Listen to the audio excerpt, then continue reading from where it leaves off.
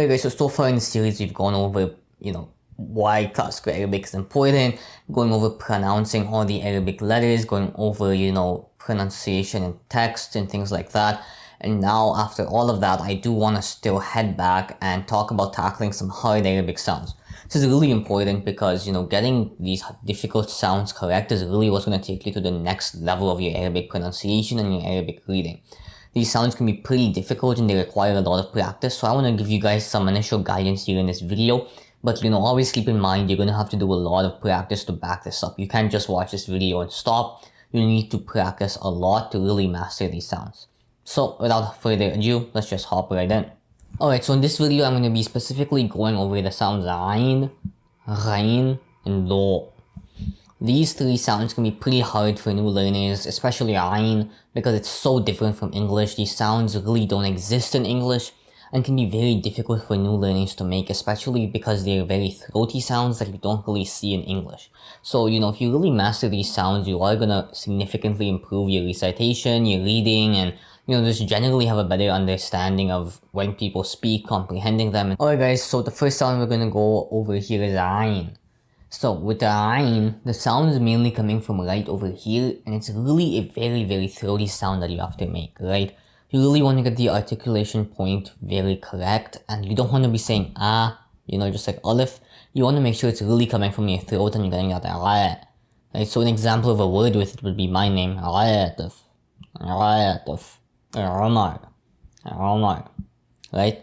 A word like that, right? Because these words really require you to properly make that sound from your throat. Because if you don't do that, it's going to sound like weird. It's going to sound like you're saying the word incorrectly. So, you really want to make sure you're getting the sound very full. So again, make it a couple more times.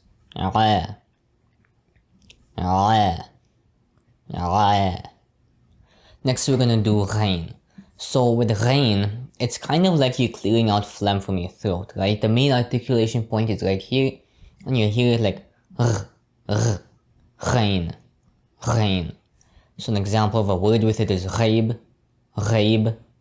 right?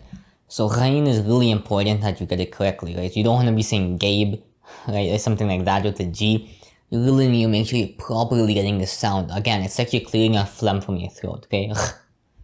Right? Ghain, Ghain, Ghain, Ghain. Okay? So make sure you guys keep practicing those. Next sound that we're doing in today's video is Do. So this is the harder version of the word the, right? So we have the, dal, then we have Do. So with this, you want to be engaging your throat down here, and you want to be making it more heavy, right? So with the sound the, it's mainly just coming from your mouth. But with Do, you're really utilizing your throat quite a bit in a way that's very unusual to English, right? Do, right? So an example is Zolim, right? Yadlimun, right? So you really want to get that Do really dialed in. Alright guys, I'm now going to go ahead and do some exercises for these three letters so we can really get a firm grasp. So the first one I'm going to start with here is Ain.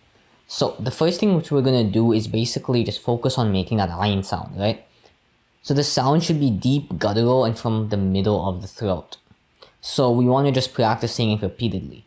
Ain, Ain, Ain. Right, so practice saying that a couple of times with me. Now we're going to combine the Ain with some short vowels, right? So we're going to combine Ain with the Fatha, Kasra, and Dhamma. Right, so let's say that 10 times, guys. Repeat after me 10 times. And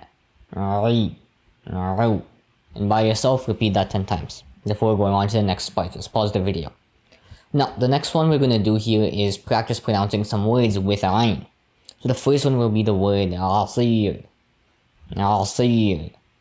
Right, so this word means juice. Asir. Also means like difficult, basically. But you can see the relation, right? Because it's hard to press out juice. It's hard to juice something, so it's called Asir. Anyways, next one here is going to be Asal, which means honey. Asal. Okay, and then finally we have Sa'a, which means hour. You guys have probably heard this in the Quran and stuff. Sa'a.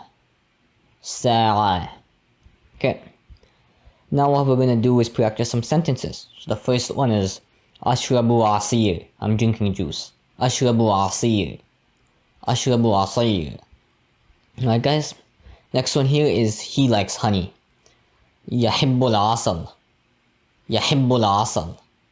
Yahibbul asal. Alright. Now let's move on to the ghain. So of course go back, practice that a couple more times. Now we're gonna really practice making the sound. It really needs to be like we're clearing out phlegm. It needs to be from the deep part of your throat, okay? Ghain. Ghain. Ghain. Alright? So now we're combining with some short vowels. Gha. Ghi. Ghu. Gha. Ghi. Ghu. So pause, practice doing that. Now we're going to practice some different words. So the first one is gazal, which is ghazal. You guys can see it's pretty similar. Ghazal. Ghazal. Ghazal. Now we'll do ghurub, which means sunset. Ghurub. Ghurub. Ghurub. Now we'll do maghrib. Maghrib. Maghrib. Right guys. So now we'll practice some sentences. رأيت غزالا في الحديقة. I saw a gazelle in the garden. One more time guys. رأيت غزالا في الحديقة. I don't know what garden this is, whether it's just a gazelle roaming around. Maybe we're in like African Sahara or something, I don't even know. But anyways, let's go to the next one now, which is we love the sunset. نحب غروب الشمس. نحب غروب الشمس. نحب غروب الشمس. Alright guys? So make sure you're really getting that. غروب. نحب غروب الشمس. Alright guys. Now for the last letter which we're doing in this video, lo. Right? Now to do this, you want to place your tongue against the back of your upper teeth, right? So it's similar to the and you know this, the, that, except it's a lot more strong and throaty, right? So it's lo, lo, lo. Alright guys? So now again with the short vowels, lo, li, lo, lo, li, lo. Alright guys? Practice it around 10 times. Now we'll practice a couple of words. So the first one here will be lobby, lobby, which means deer. Next is lorf, lorf, which means like time and place kind of. Basically, it's a grammar type of word. I think it also means envelope potentially. Lorf. The next one is gonna be midallah, which means basically means umbrella. And you guys can see it's in that ism Allah type of form. Oh yeah, ism Allah type of form. Anyways, if you don't know what that means, fine. Midallah, midallah, midallah. Oh, a couple of sentences. Al-dhabi sari'. The deer is fast. Al-dhabi sari'. Alright? Now I'm carrying an umbrella. Uhammilu midallah. Uhammilu midallah. Uhammilu madallah. Now guys, there's a ha in there too. So there's also an ayin in the sari'. So you guys can get some practice with that as well. So hopefully you guys found this good. I hope you guys found this useful. You know, you can record yourself, play it back, you know, listen to this recording a couple of times and things like that, just to really get this on point and keep practicing the sentences, the combining with short vowels and all of that, right? Because once you really get those fundamentals down, you know, reading sentences and stuff like that become a lot easier. Alright guys, I'm now going to go over some of the mispronunciations of these letters and going ahead and correcting them and showing you guys what the correct pronunciation is. So firstly, a common mispronunciation with the ayn is not making it that ayn, that deep guttural type of sound, and instead just replacing it with an aleph. So for example, instead of saying asir, you're just saying asir, right? It's not just asir, it's asir.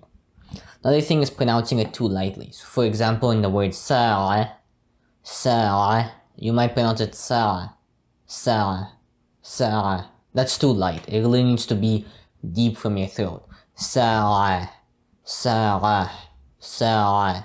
That's the correct pronunciation.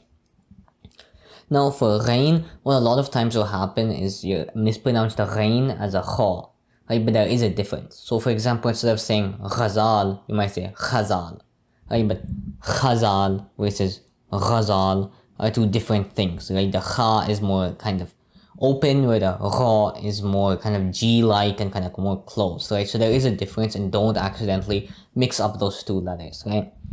Another thing is, basically taking this type of sound and replacing it with a hard G. Like, for example, in the English word go, right? So instead of saying ghazal, saying gazal. It's not just gazal, right? It sounds a lot like gazelle then, right? So don't say it like gazelle. Say ghazal, ghazal, ghazal. Okay, so it shouldn't just be a hard G, like go. No, ghazal. Alright. Now for dha, what will often happen is you accidentally substitute the dha for a dha sound. So for example, in the word dharf, instead of saying dharf, you might say dharf, dharf, dharf. But you really need to be saying dharf, dharf, dharf. Right, this is the correct pronunciation. Another thing that we South Asians might do a lot, because I think it's in Urdu, is we might accidentally pronounce the dha as a zay. So instead of saying, for example, midullah, we might say mizallah, right, instead of midullah. Another thing is, in Urdu you have the word zalim, but zalim is not actually a word. The correct word is zalim. Right, zalim, I believe, means like something that shades, like a shader or a shade or something, right?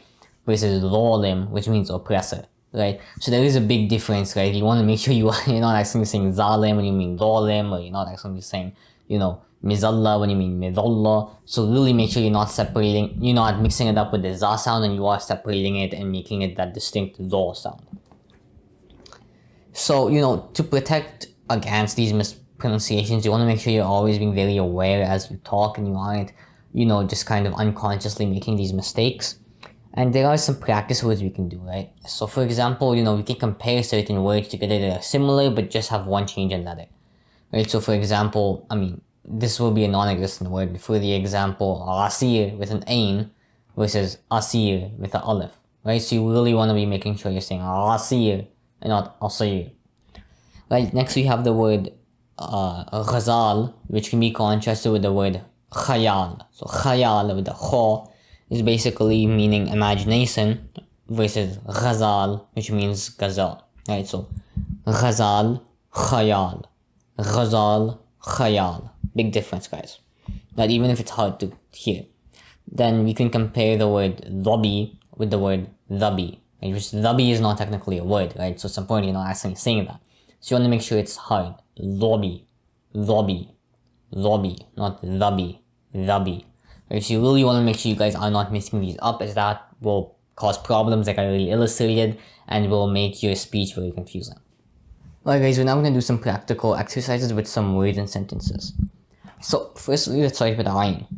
So the first word is ainab, ainab, which means grapes. Then ayn, ayn, which means eye. Then amal, amal, which means work or deeds, action. Next for ghain, ghaba, which means forest, ghaba, ghaba. Then ghurfa, which means room, ghurfa, ghurfa. Then gharb, which means west, gharb, gharb. Now for dhalam, which means darkness, dhalam. Next, dhuhr, which is the time of day. We all know dhuhr salah. It also means back, like in terms of the body part, back. Dhuhr, dhuhr. Dharif, this means cute. Dharif, dharif. Alright, now for some sentences. So beginning with ayn. Al-aynu taral ashya'a biwuduh. The eye sees things clearly. Al-aynu taral ashya'a biwuduh. Right? أعمل في المكتبة. I work in the library. أعلم في المكتبة. Now for غين. الغابة مليئة بالأشجار. The forest is full of trees. أحتاج إلى غرفتي للنوم. أحتاج إلى غرفتي للنوم. I need a room to sleep. Now for ظلام. ظلام الليل مخيف. Alright. ظريفة كانت تلك القصة. That story was cute.